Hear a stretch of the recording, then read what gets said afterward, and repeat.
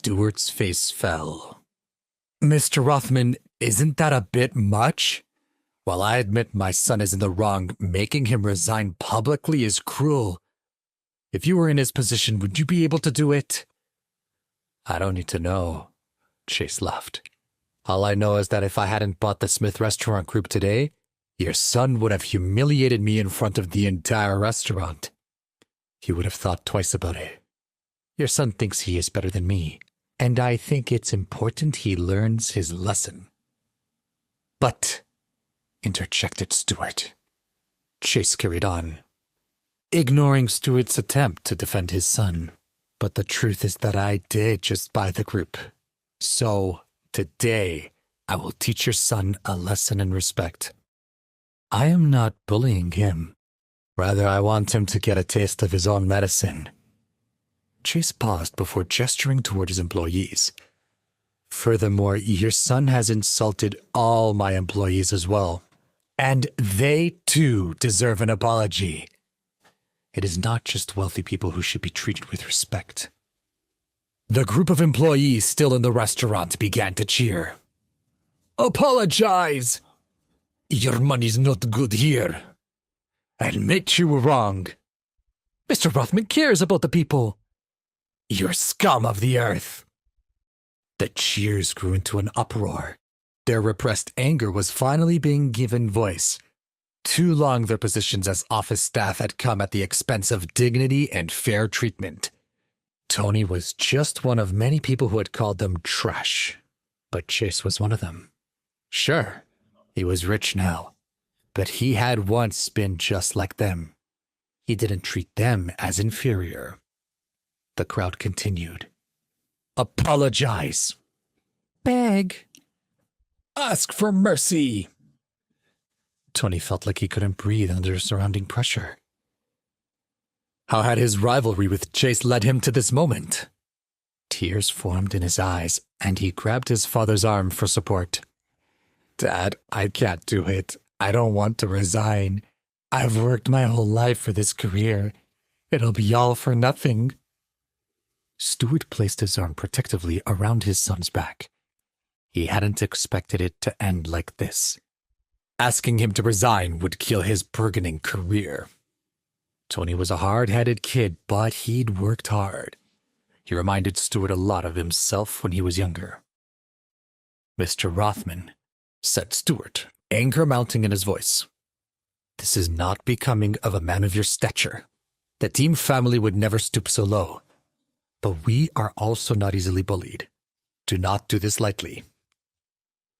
Or what? Chase casually asked.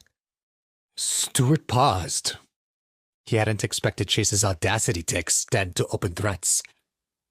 I have been in Lauderdale for a long time. I have friends here. Friends in high places. If you push me or my son too far, there will be ramifications. The people who support me are not to be trifled with. Chase was amused. Oh, he asked lightheartedly. There are people in this world that I can't afford to offend? That's news to me. You. Stuart narrowed his eyes. His son was right. Chase was irredeemably arrogant. Did he really think he was untouchable? No one had such confidence. Mr. Rothman, said Stuart, exasperated. I didn't want to pull this cart, but you've pushed me too far. He picked up his cell phone and called Pat.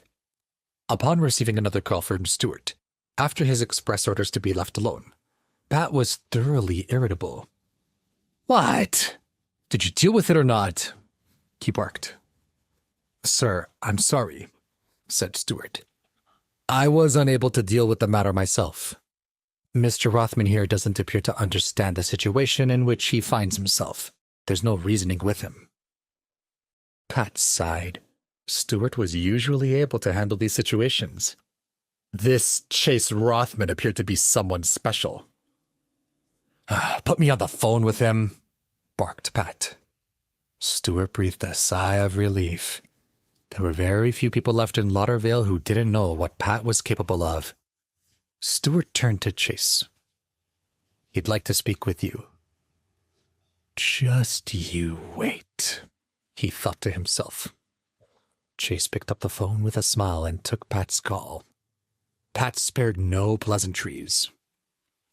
Mr. Rothman, leaving this matter to me to settle was inappropriate.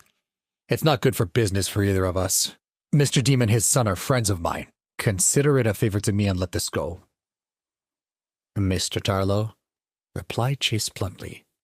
You sure ask for a lot of favors. Mr. Tarlow, thought Stuart. Something wasn't right. He had never shared Pat's identity with Chase.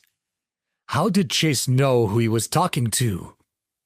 He felt a lingering sense of foreboding that was confirmed with Chase's next statement.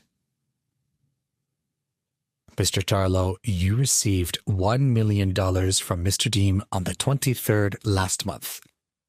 And the month before, you were given the deed to a villa in South Bay as a personal gift from a friend. Last July, you received a case of French wine, only there were no bottles inside, were there? Stuart's mouth hit the floor and Pat was silent on the other end of the line. Chase continued.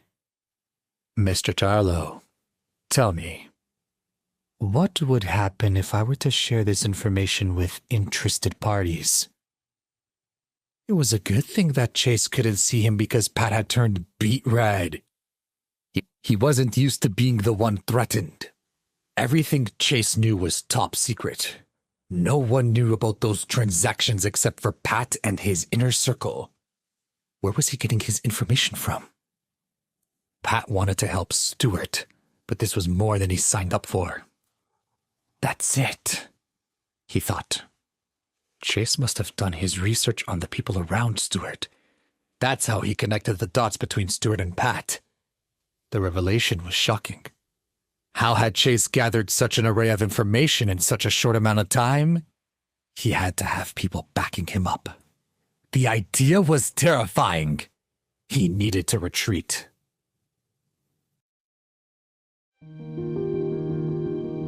Please subscribe to the Pocket FM YouTube channel and press the bell icon for instant notification. Check out our channel for more such exciting shows.